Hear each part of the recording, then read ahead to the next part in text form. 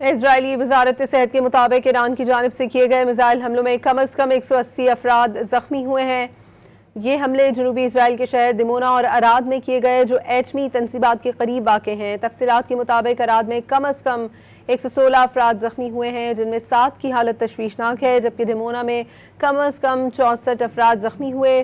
وزارت صحت کا کہنا ہے کہ جنگ کے آغاز سے اب تک مجموعی طور پر 4564 افراد کو اسپتال منتقل کیا جا چکا ہے، جن میں سے 124 افراد اس وقت زیر علاج ہیں۔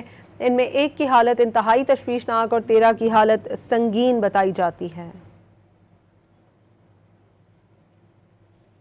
اسرائیلی وزارت صحت کے مطابق ایران کی جانب سے کیے گئے میزائل حملوں میں کم از کم 180 افراد زخمی ہوئے ہیں۔